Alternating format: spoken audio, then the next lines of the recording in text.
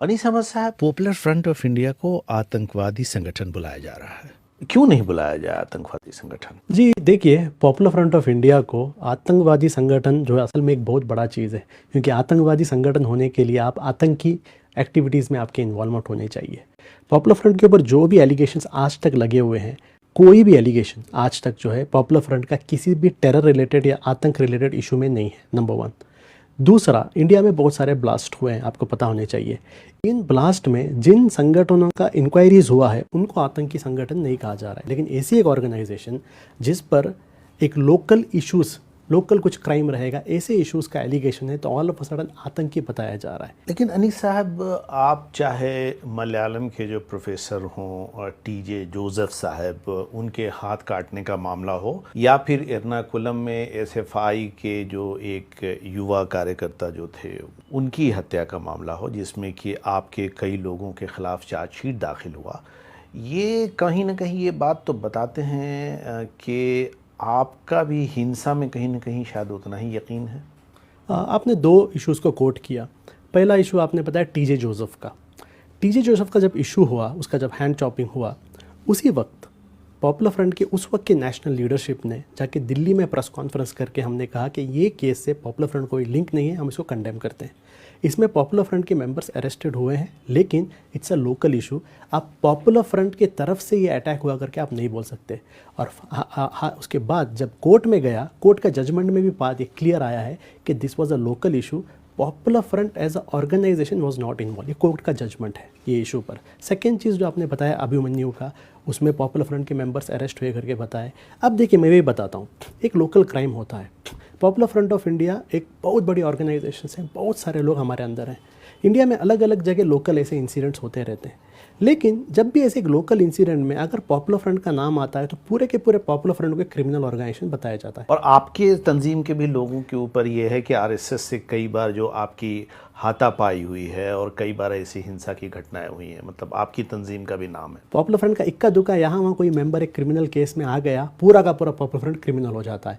लेकिन 200-300 केसेस में BJP, RSS या कांग्रेस या टीएमसी, ऐसे पार्टीज़ के मेंबर्स जब आते हैं, no it's a local crime. तो यहाँ पर एक क्लियर कट हमें क्या दिखता है कि देयर इज़ अ कंसर्न, एक एफर्ट है पॉपुलर फ्रंट को as a criminal terror organization blame करने की। लेकिन अनीस साहब, क्या ये भी सच नहीं है कि जो लोग इस तरह के, जैसे जोसेफ का ही मामला जो था, जो उन लोगों का केस भी लड़ा आपके वकील ने? नहीं, पॉपुलर फ्रंट ऑफ इंडिया ने उसका केस, हमने लीगल सपोर्ट नहीं किया है उस चीज़ को। ये बार बार हम पर एलिगेशन आते रहता है कि पॉपुलर फ्रंट जब भी कोई लीगल केस फाइट करता है हम ओपनली करते हैं। फॉर एग्जांपल हादिया केस में पॉपुलर फ्रंट ने ओपनली सपोर्ट किया था, हमने ओपन सपोर्ट किया। नारात का जो केस है उसमें भी हमने लीगल एड प्रोवाइड किया था, उनके लॉयर ने फाइट किया, बट हमने लीगल गाइडेंस दिया था। लेकिन ये ऐसे केसेस में एक इल्ज़ाम आते हैं कि popular front legal aid provide कर रहा है करके। हम जब भी लीगल एड प्रोवाइड करते हैं हम ओपनली करते हैं, हम छुप कर नहीं करते। कि जिस तरह से कि आपने एक हिंदू लड़की का एक मुसलमान लड़के से शादी की कॉज को सपोर्ट किया, कल होके अगर कोई एक मुसलमान लड़की किसी हिंदू लड़के से शादी करती है अपनी मर्जी से, तो उसको आप सपोर्ट करेंगे पॉपुलर फ्रंट ऑफ इंडिया? आप देखेंगे एंटायर ये हाजिया का केस में पॉपुलर फ्रंट आपको कहीं पर भी नज़र नहीं आएगा। जैसे ही हाई कोर्ट का एक ऑर्डर हुआ ये निकाह को इनवैलिड करने का, दैट इज़ वेयर इंडिया में जो है मुस्लिम पर्सनल लॉ के बारे में हमारा स्ट्रॉन्ग स्टैंड है कि मुस्लिम पर्सनल लॉ में गवर्नमेंट की और कोर्ट की मुदाखलत नहीं होनी चाहिए। जब मुदाखलत हुई एज अ पॉलिसी हम लोग उसके अंदर गए, इसलिए हम एंटर हुए, ना कि वो मुस्लिम हुई या हिंदू हुई। लेकिन मेरी सवाल का जवाब आपने अभी भी नहीं दिया कि अगर कोई मुसलमान लड़की किसी हिंदू लड़के से शादी करती है, तो इस बात की आप मुखालफत करेंगे या इस बात का समर्थन करेंगे? ये हमारा एक स्टैंड ही नहीं है, हमारा इशू ही नहीं है। हर एक इंडिविजुअल को इंडिया में आज़ादी है, किससे शादी करें, किस धर्म पर फॉलो करें, और कुछ धर्म को प्रीच भी करें और प्रैक्टिस भी करें। Popular front of India individual rights पर आज तक हम लोगों ने किसी भी इंडिविजुअल राइट की मुखालिफत हमने नहीं की है। जो सवाल आपने मुझे पूछा, अगर कोई ओपनली जाकर अपना धर्म परिवर्तन करता है, क्या पॉपुलर फ्रंट उसको अपोज करेगा? नहीं, हम उसको अपोज नहीं करेंगे, उनका इंडिविजुअल राइट है। आपकी जो मेंबरशिप होती है, मुझे जहाँ तक बताया गया है कि फ़िलहाल आप 23 राज्यों में फैले हुए हैं और तकरीबन 2 लाख सदस्य हैं आपके, है ना? तो कैसे आप जानते हैं, आप क्या उनको कोई रसीद देते हैं उसकी, कोई उनकी मेंबरशिप कार्ड होती है? लास्ट रिपोर्ट जो हमारा जनरेट हुआ था 2020 बिगिनिंग में हुआ था ये टर्म के, तो almost 4 lakh member popular front of India के थे। अब ये मेंबर का जो कोई एक रिसीट या आइडेंटिटी कार्ड नहीं होता, हमारा तंजीम का क्या होता है, एक स्ट्रक्चर होता है, जैसे स्टेट होता है, नेशनल होता है, स्टेट होता है, डिस्ट्रिक्ट, डिवीजन, एरिया, यूनिट, और ये सारे मेंबर्स का जो है डिसेंट्रलाइज यूनिट में उसका डेटा होता है। तो अगर कोई मुझसे पूछता है कि ये फला पॉपुलर फ्रंट का मेंबर है, हमारा काम होता है कि हम हमारे स्ट्रक्चर को पूछते हैं, हम स्टेट को पूछते हैं और स्टेट नीचे से ये इन्फॉर्मेशन लेके आता है। तो बेसिकली हर एक मेंबर का डेटा या हर एक मेंबर का जो ये हमारा मेंबर है या नहीं, ये जो है हमारे यूनिट्स मेंटेन करते हैं, पॉपुलर फ्रंट के जो लोकल यूनिट्स वो मेंटेन करते हैं। तो उसकी कोई रजिस्टर मेंटेन होती है? जी, ऐसा कोई एक लोकली रहेगा शायद, हम लोग एक ऑफिशियल क्या कहते हैं स्टैंडर्ड रजिस्टर जैसा बना के नहीं देते हैं, लेकिन लोकली हर एक यूनिट्स के जो लीडर होते हैं वो एक रजिस्टर मेंटेन करके रखते हैं कि कौन पॉपुलर फ्रंट का मेंबर है, कौन नहीं है। तो मतलब ये है कि अगर कल आप इनकार करना चाहे कि ये शख्स आपका मेंबर नहीं है तो आप इनकार कर सकते हैं, क्योंकि उसके पास इस बात का कोई सबूत नहीं होगा कि वो आपका मेंबर है। हिंसा का के मामले में जो आपका नाम हो बार बार आना, जो सदस्यता को देने का जो तरीक़ाकार जो है वो भी, और उसके अलावा जो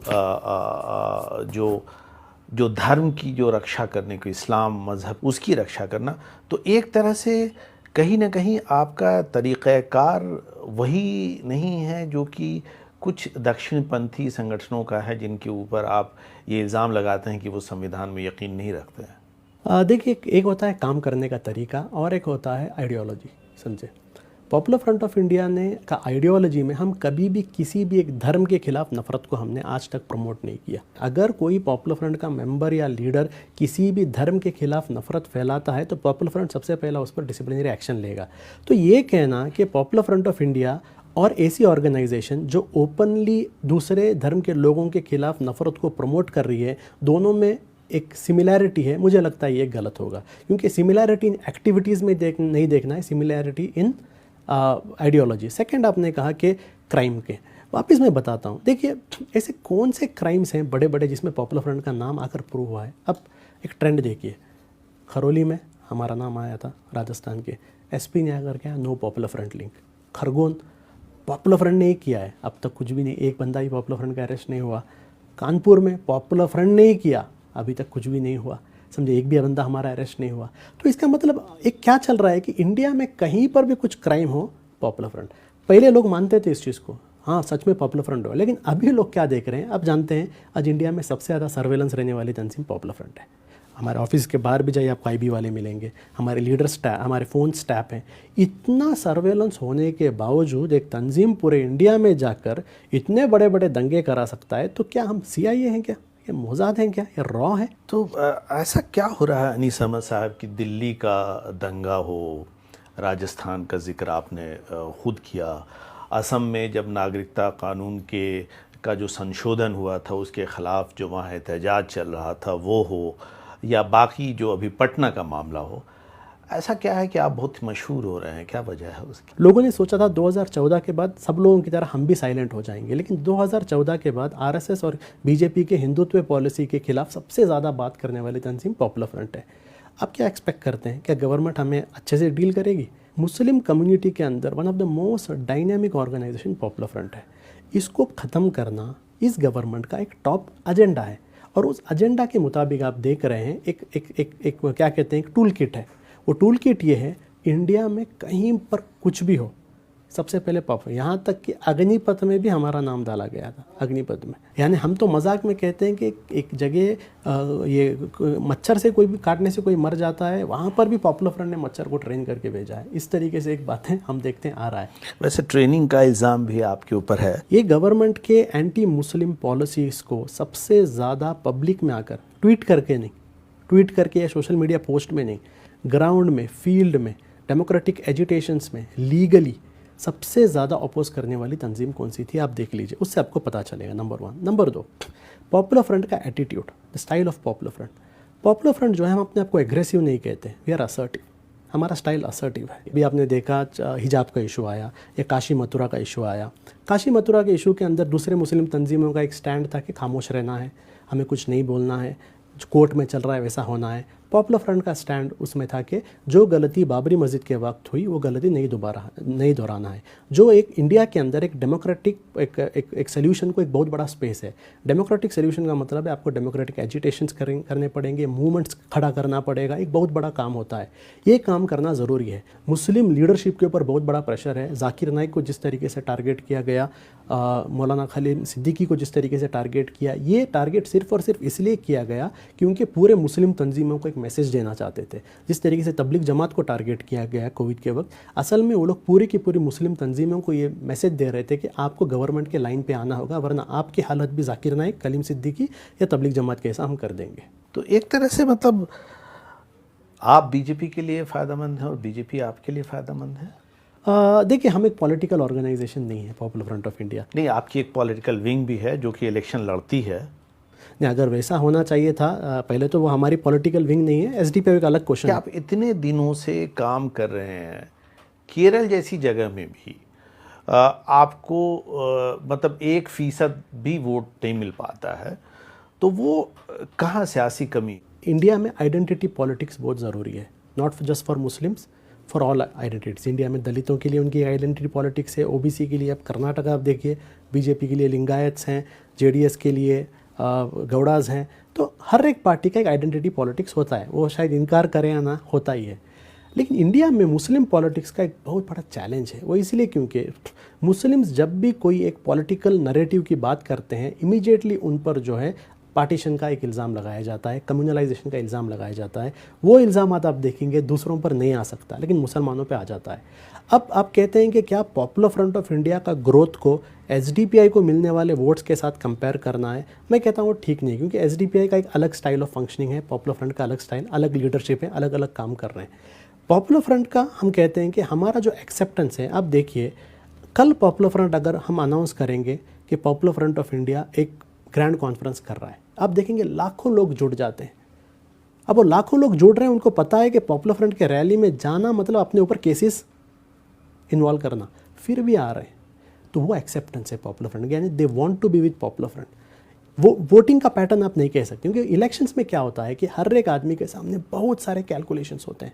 अब आप देखेंगे उत्तर प्रदेश में भी एमएमएम के साथ क्या हुआ, बड़े बड़े बातें आ रहे थे, वोट बांटेंगे, ये बांटेंगे। मुसलमानों ने फुल फ्लैज किसके साथ चले गए? अखिलेश के साथ चले गए। वेस्ट बंगाल में क्या हुआ, पूरी की पूरी वन साइडेड कहाँ चले गए?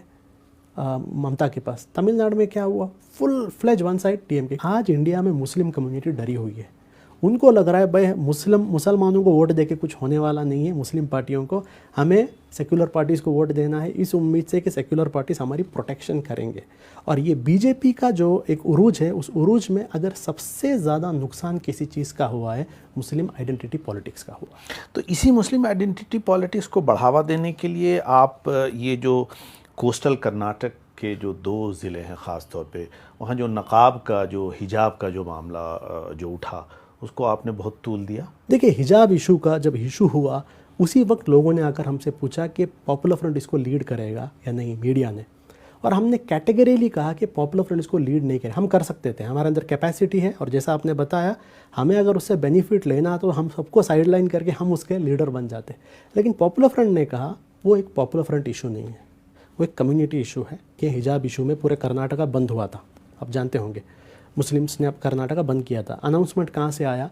मुसलमानों की एक जॉइंट फोरम ने मिलकर फैसला लिया कि कर्नाटका को बंद करना है। इल्ज़ाम किस पर आया? बिहार में जो पुलिस का दावा है कि आपके जो लोग पकड़े गए, उनके पास एक डॉक्यूमेंट मिला 2047 का कि 2047 तक जो है आप हिंदुस्तान में इस्लामी हुकूमत ले आएंगे और 10% मुसलमान आपकी मदद करेंगे, ग़ज़वा-ए हिंद की बात। देखिए, ये डॉक्यूमेंट जो है असल में किसने बनाया, उनको इसका जवाब देना होगा। पॉपुलर फ्रंट की तरफ से तो मैं 100% कह सकता हूँ, हमने तो नहीं बनाया। दूसरा चीज़, ये 2 लोग जो अरेस्ट हुए थे, आप एक ट्रेंड देखिए, निज़ामाबाद में भी सेम हुआ, यहाँ पर भी सेम हुआ। एक ऑफिस पर रेड किया जाता है, इनिशियल जो अरेस्ट होते हैं पॉपुलर फ्रंट के लोग नहीं होते, उसके बाद एक एफआईआर लाया जाता है। उस एफआईआर में पूरे स्टेट के पॉपुलर फ्रंट के लीडर्स का नाम ऐड किया जाता है। जो लोग उस दिन उस सिटी नहीं, उस डिस्ट्रिक्ट में भी नहीं थे, उनका भी नाम ऐड किया जाता है। फर्स्ट एफआईआर में कहीं पर भी ग़ज़वा-ए हिंद का मेंशन ही नहीं है। उसके बाद में एक व्हाट्सएप ग्रुप मिल जाता है, तो हर जगह गजवाएं नहीं की। और ये जो डॉक्यूमेंट 8 पेज का या 7 पेज का वो तो फेक है, पुलिस का प्लांटेड डॉक्यूमेंट है वो। लेकिन 2047 नाम का एक डॉक्यूमेंट है जो आपको इंटरनेट में और हर जगह मिल जाएंगी। वो डॉक्यूमेंट को जहाँ तक मैं जानता हूँ उसको रिलीज़ जो जस्टिस राजेंद्र सचर ने किया था। उस बुक में क्या था, मुस्लिम कम्युनिटी, सचर रिपोर्ट के सिचुएशन का था वो, कि मुस्लिम कम्युनिटी का जो सचर रिपोर्ट और मिश्रा कमीशन रिपोर्ट में जो बैकवर्डनेस बताया गया है, उस सोशियो इकोनॉमिक बैकवर्डनेस को किस तरीके से एजुकेशनली एम्पावरमेंट से आगे लेके जाए। ना तो ऐसा गज़वाए हिंद का कॉन्सेप्ट हमारा है, ना तो इस्लामी मुल्क बनाना हमारा एजेंडा है, ना तो ऐसा एक क्या कहते हैं कि हिंदू राष्ट्र का, हिंदुओं को ख़त्म करना है, ऐसा हमारा एजेंडा। ये एकदम फेक है। अनीस अहमद साहब, आपकी जो फंडिंग है, जो पैसे आपके पास आते हैं, वो भी बड़ा एक विवादित मसला है, उसको लेके भी कंट्रोवर्सी होती रहती है। कहाँ से आते हैं आपके पास इतने fund? Popular front of India का फंड कलेक्शन का तरीका है, सबसे पहले हम साल में एक बार क्राउड फंडिंग करते हैं, पब्लिक में जाकर हम फंडिंग करते हैं। पूरे इंडिया में पॉपुलर फ्रंट ऑफ इंडिया के मेंबर्स रास्ते पर उतरकर, हमारे डोनर्स होते हैं, डोनर से मिलकर पीआर कैंपेन चलाते हैं, उसके थ्रू हम पैसे आते हैं, जो पैसे हमारे पूरे के पूरे बैंक में आते हैं। दूसरा, जब भी पॉपुलर फ्रंट अगर कोई स्पेशल इवेंट कर रहा है, जैसा कोई बड़ा एक कॉन्फ्रेंस कर रहा है, या फॉर एग्जांपल कोई कैलामिटी रिलीफ, जैसा कश्मीर में फ्लड आया उसके लिए, या फिर कहीं पर भी कुछ एक नेचुरल कैलामिटी, उसके लिए पॉपुलर फ्रंट का एक स्पेशल प्रोजेक्ट रहा, उस प्रोजेक्ट के लिए हम लोग क्या करते हैं, कलेक्शन करते हैं, और ये पूरा पैसा बैंक में आता है, नंबर 1। इसके अलावा पॉपुलर फ्रंट का कोई भी जो इंटरनेशनल फंडिंग, ये फंडिंग बोलते हैं, ऐसा कुछ भी नहीं है। लेकिन कहा जाता है कि आपको तुर्की से और पाकिस्तान से हवाला से पैसा आता है। जी देखिए, ऐसा पैसा आज तक हमें तो नहीं मिला, अगर गवर्नमेंट को मिला है तो वो बता दें पैसा कब आया, कहाँ से आया। जो है 2018 में एक कॉन्फ्रेंस हुआ था तुर्की में, उस कॉन्फ्रेंस का नाम कुछ फ़लस्तीन कॉन्फ्रेंस था। उस कॉन्फ्रेंस में इंडिया के मुस्लिम लीडरशिप की एक डेलीगेशन गई थी। उस डेलीगेशन में कौन थे, पॉपुलर फ्रंट के भी लोग थे। उस डेलीगेशन में एक फ़ोटो लेकर पॉपुलर फ्रंट का टर्की फंडिंग, पॉपुलर फ्रंट का टर्की लिंक, ये सब चीज़ें बताया जा रहा है। और पाकिस्तान लिंक भी नहीं है। पाकिस्तान तो गए भी नहीं।